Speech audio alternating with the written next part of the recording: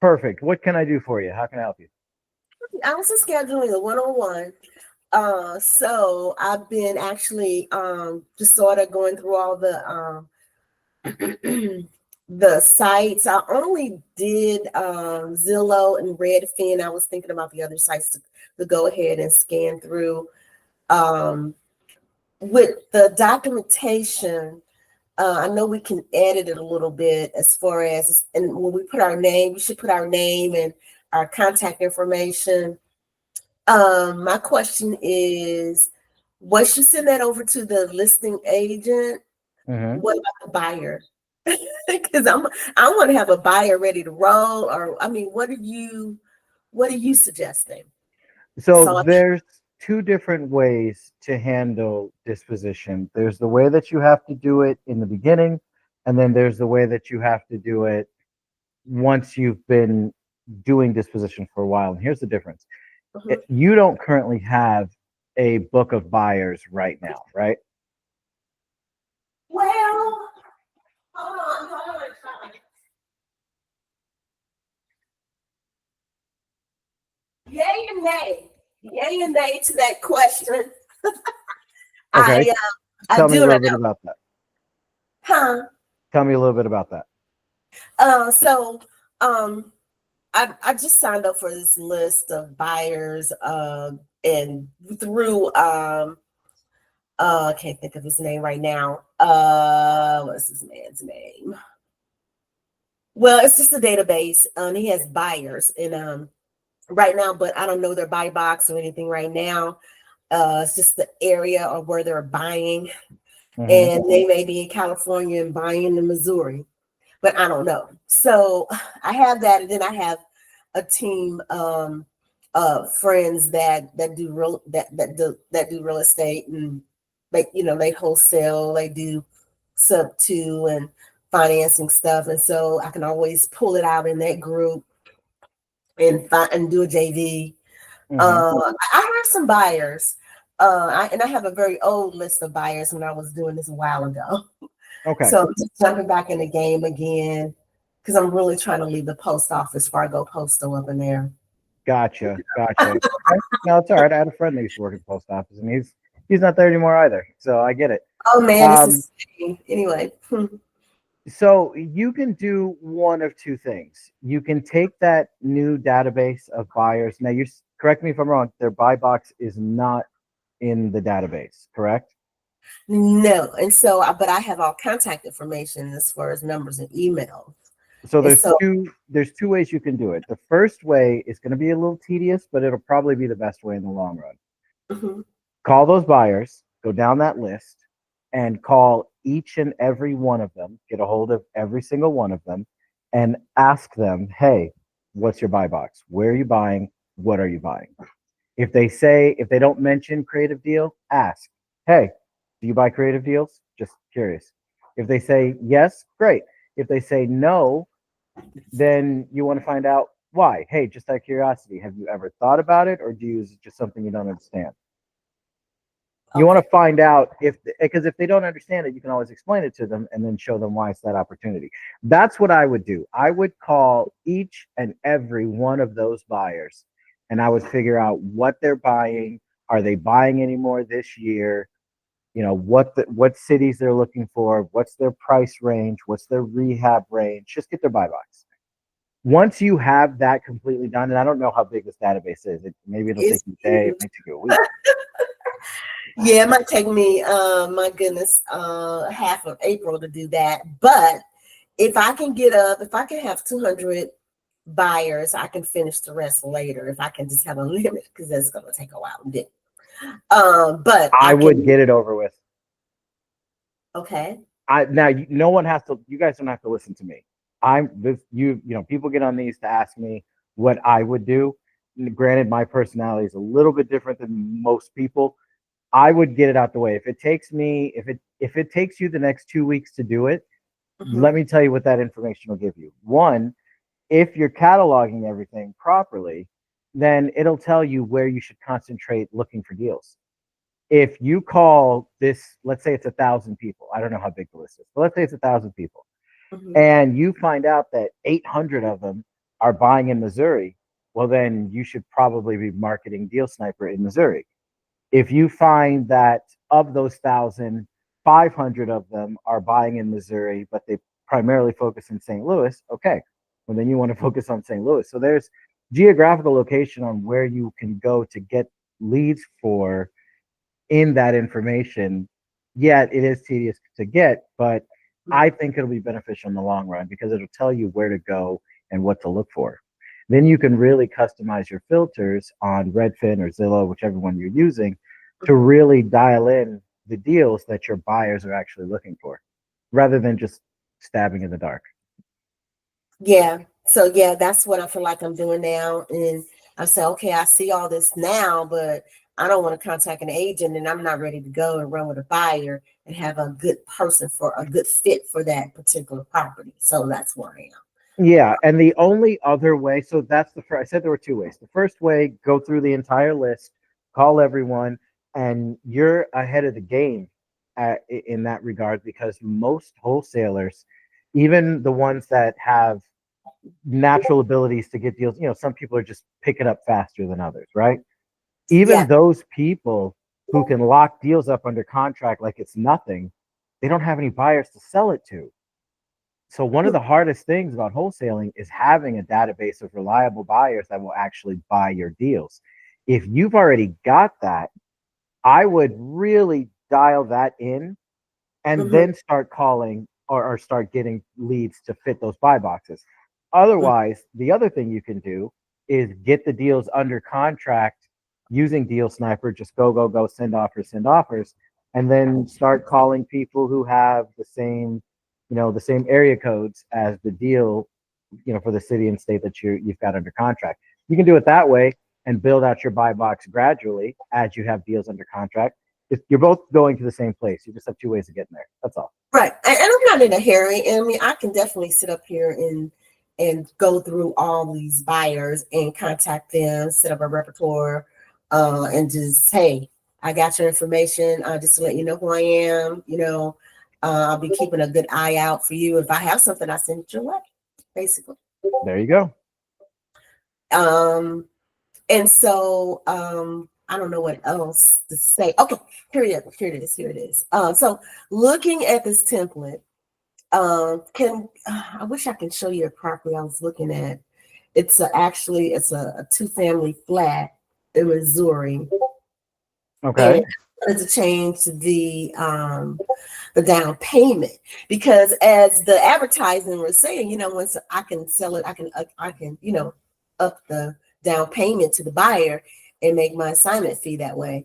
So I've never done it that way. I have never done this strategy before and created financial offer. So this is new. When I was doing it, this probably wasn't around, but I mean, it probably was around, but I was not familiar. And that was like maybe a couple of years ago, maybe longer.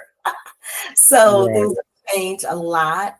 And I'm really getting familiar with all the creative ways to buy and hold and wholesale in real estate. So I really do like the creative financial offer, and I'm planning on sending a whole lot of these out. But and not only in my city and state, but in other states.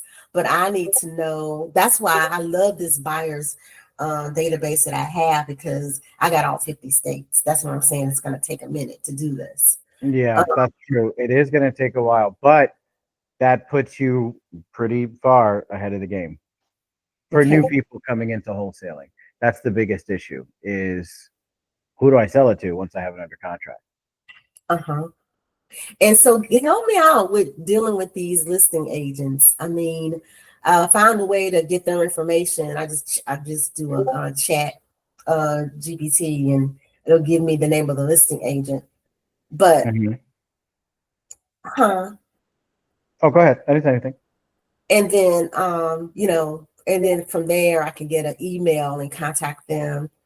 But as far as paperwork, so for example, say I got a buyer, my seller accepts this offer, Hmm. the agent contacts the seller, et cetera, et cetera, accept. Then what does that conversation look like? Because they're accepting.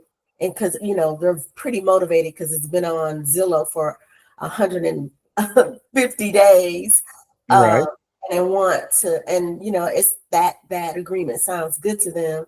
So, what kind of words will I be hearing from a listing agent? Because they're on the side of the seller, but then I mean, am I offering them incentives like, hey, uh, you get a percentage, you get half, or how's that go? So wait a minute. I'm confused. You're saying you wrote the offer, you give it to the seller accepts it, but then how do you have a conversation with the agent about it?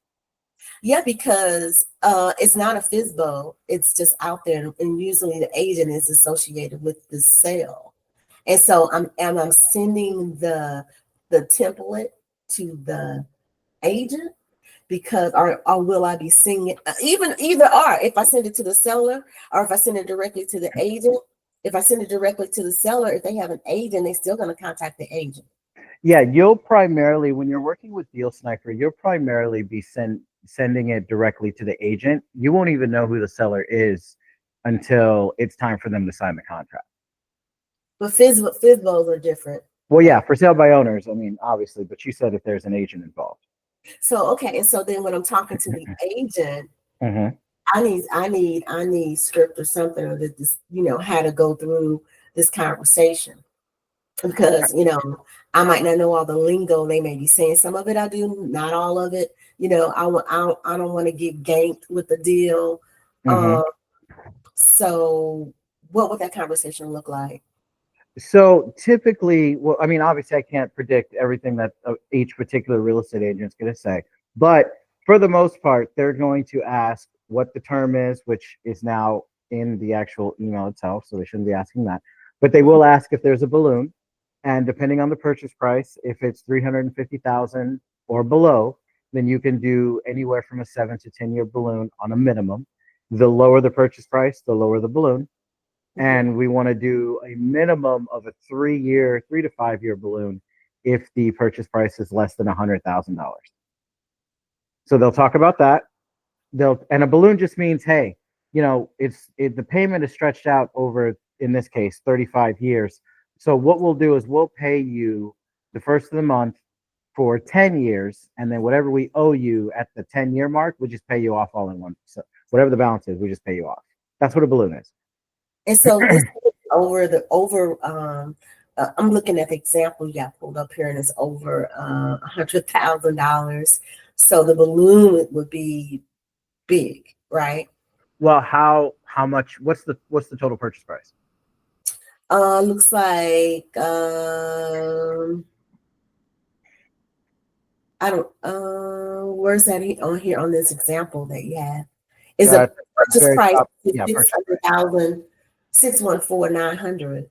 No, no, I mean for your deal, how much? Oh, Oh, are you asking for this deal? What would the balloon be? yeah, I'm just going by the example, but I could tell you my deal. I could pull that up real fast. Yeah, don't Say, give me the address, but you can definitely give me the numbers. yeah, sure. Let me give you the numbers real fast. Then that would be 346 500 purchase price is 346,500. Okay, so if it were me, I would do about a 7 to 10 year balloon on that one at a minimum. Okay, 7 to 10 year balloon. Yeah. So your letter is going to say, purchase price, seller finance amount, down payment, monthly payment. Then it'll say term, like this one does here.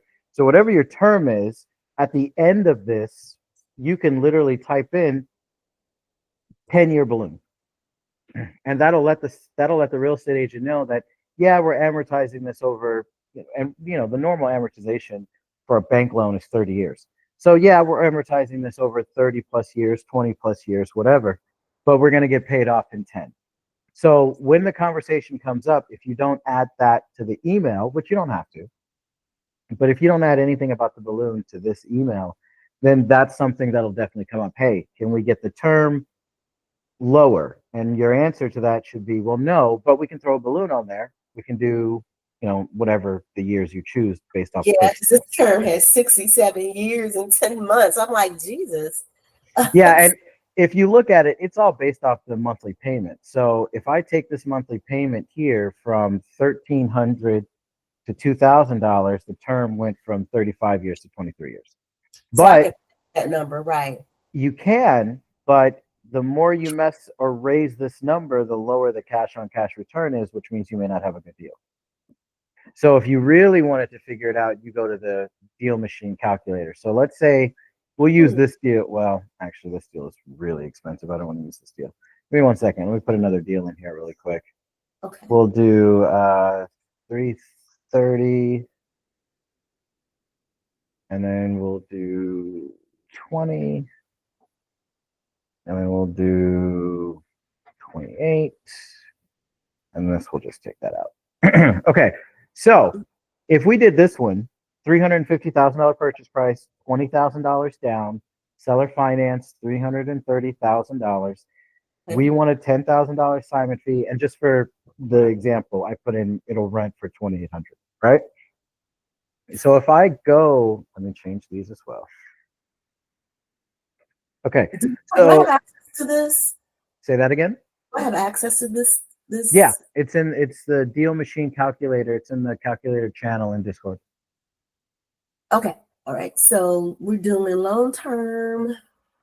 And then let me see what Deal Sniper said for a monthly payment. I think it was 1,300, or I changed it. Hold on. Yeah, 1,350. Okay, so in this situation, copying the deal from Deal Sniper. I copied it from. You know what? Let me just go ahead and copy the whole thing. Might as well. Taxes 29.54, insurance 23.48. So let me go 29.54. Was it 23 or 21.58? 23.48. Okay, good. So now I put this deal in pretty much the same as what Deal Sniper said it was. Actually, let me go to the rent. Rent is 3,100. I put 28. Okay, so now that this deal is in here, if I want to know what's the most amount of money I can give to the seller, then I can punch it in right here. Now, granted, this isn't going to tell me the term for the years or the months or anything like that. But if you ever want to see if this will work, you can always just go to Deal Sniper, figure out what number. So let's say that looks a lot better, right? 23 years and 10 months. Okay, so now I'm just going to take that monthly payment and I'm going to put it into the calculator under monthly payment instead of the 1,300 that it gave me. And this deal does not work anymore because this cash on cash return, in order for it to be a good deal, needs to be at least 10%. And that's bottom of the barrel. Okay. So now I'm going to basically put this back to where it was, right? I'm at 29. And then I'm going to slowly increase this number until I get to 10%. And then I'll know that that's the max that I can go. So what about 1850? Nope. 1950. There you go. Right. 1975. Nope. 1965. Yeah. Now you don't have to get that close. That the first one when I went to 1900, 1950, that was perfectly fine. But I was just showing what the calculator can do. So this would be an actual movable deal. But again, 10% is bottom of the barrel. That's the lowest it can be. It's not the most attractive to an investor. So if it were me, I would say 1,500, maybe even 1,600, 1,650. Yeah, I would say about 20% is better. So before payment, And that's 20%. So what does that look like in Sniper, Deal Sniper Well, now? this has nothing to do with Deal Sniper. So the only thing that I would figure out with Deal Sniper with this is that if I would change this back to 1350, to 1350 the way that it was, because obviously the higher this number is, the cash on cash return, the better. So if I can close the deal at 1350 and this is a 29% cash on cash return, that's phenomenal. That Mhm. deal will sell quickly. So when in terms of Deal Sniper, I would always go with the numbers that Deal Sniper gives you. Just make sure Okay. you clean them up. And by clean them up, I mean see this one here. Purchase price of $614,900. That's weird. Just 16,000 or 615,000. Mm-hmm. Monthly payment 1350. That's fine. Down payment $43,043. That's weird. Just do Mm-hmm. 43,000. Okay. That's it. That's how I would do it. I would clean the numbers up. And then the only other thing that I would do is at the end of this, when I paste it into an email, at the end of the term length, I would put, 10-year balloon, 12-year balloon, 15-year balloon, whatever you want to put. Mm-hmm. Obviously, Mm-hmm. the higher, the better. All right. All right. Okay. Okay. So where it says estimate assignment fee 18,500, would I go with that, or do I am how am I working that? Because I That's know just an estimated assignment that's an fee. estimate. Yeah, that doesn't have any bearing on how much money you'll actually make on the deal. And so now the down payment is 43,000. And Hmm. so when I'm presenting this to my buyer, I would probably, if I want to make a shoot, I would It'll well, it'll tell you on the calculator. So in this situation, we're getting the deal under contract for about 350,000, right? mm-hmm, We're giving $20,000 cash to the seller. That's their down payment. And mm-hmm, then we're giving $10,000 for our assignment fee. So that's what it looks like for the seller. This is for the buyer. So for the buyer, their purchase price would be $360,000 because of our $10,000 assignment fee. mm-hmm. Their total entry fee would be $37,200. This is how much money they would have to bring to escrow in order to close on this deal. Of that 37,200, 7,200 is the closing cost, title, escrow, taxes, fees, things like that.